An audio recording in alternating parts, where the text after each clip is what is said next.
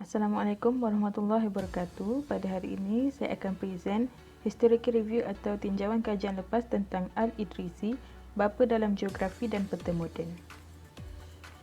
Berdasarkan 20 rujukan HR, saya telah bahagikan kepada 3 tema iaitu tema 1, sumbangan dalam bidang geografi iaitu kitab Nuzhat Mustaq fi Ikhtira' al-Afaq.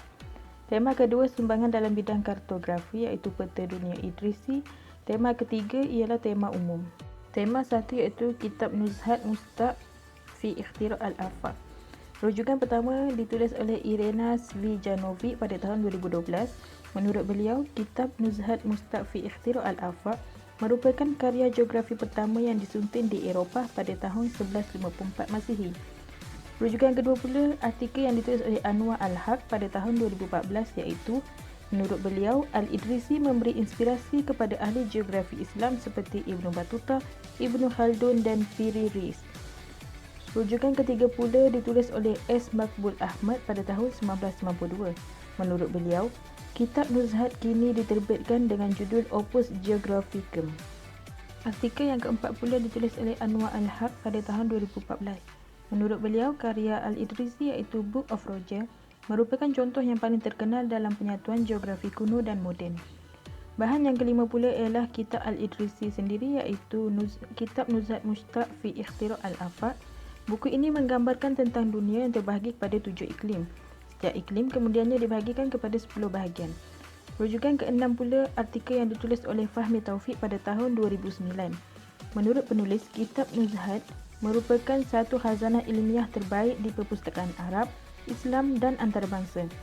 Para orientalis dan ensiklopedia Eropah turut menggambarkannya sebagai buku dan peta terbaik yang diwarisi oleh Eropah dari orang-orang Arab.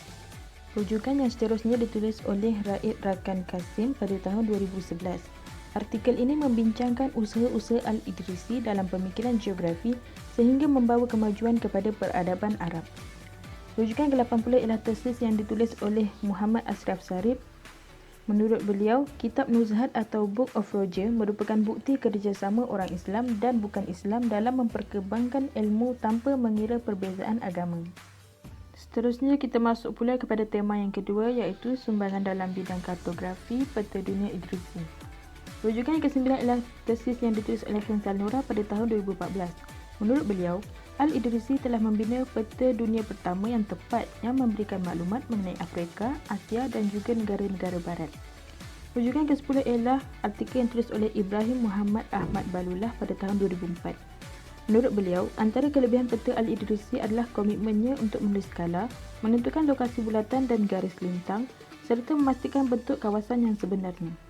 Rujukan ke-11 pula ialah artikel yang ditulis oleh Jean-Charles Doucin pada tahun 2011. Menurut beliau, antara kaedah Al-Idrisi dalam menentukan koordinat geografi sesuatu tempat ialah apabila beliau berhadapan dengan tempat yang lebih kurang setempat berdasarkan sumber bertulis dan desainnya, beliau akan mencatatkan di peta dahulu sebelum membuat koordinat dengan mempertimbangkan tempat-tempat yang berdekatan. Seterusnya kita masuk kepada tema yang ketiga iaitu tema umum. Rujukan ke-12 ialah artikel yang ditulis oleh Nur Liana Muhammad Talib dan Roziah Siddiq. Menurut penulis, pada zaman pemerintahan Bani Abbasiyah, penemuan peta telah dikembangkan dengan pembuatan peta Al-Ma'mun dan kemudian peta Al-Idrisi. Rujukan ke-13 pula ialah artikel yang ditulis oleh Rather dan Kant pada tahun 2018. Menurut penulis, pada abad pertengahan, para sarjana Islam telah menghidupkan kembali semangat keilmuan geografi. Sumbangan terbesar Al-Idrisi ialah peta dunia yang sangat kaya dengan maklumat. Rujukan ke-14 pula ialah artikel yang ditulis oleh Fabio Famoso pada tahun 2011. Menurut beliau, Roger's Book yang dibuat oleh Al-Idrisi di Sicily cukup tepat dan terperinci. Namun begitu, ia memiliki peredaran yang rendah di barat kerana risau kemungkinan dunia Kristian ditutupi oleh budaya Arab. Seterusnya, rujukan yang ke-15 iaitu artikel yang ditulis oleh Khalaf Hussein Ali pada tahun 2018. Kajian ini menerangkan secara terperinci mengenai ilmu geografi. Antara tokoh geografi Muslim terkemuka ialah Al-Idrisi. Rujukan ke-16 pula ialah artikel yang ditulis oleh Meraj Ahmad Meraj pada tahun 2018.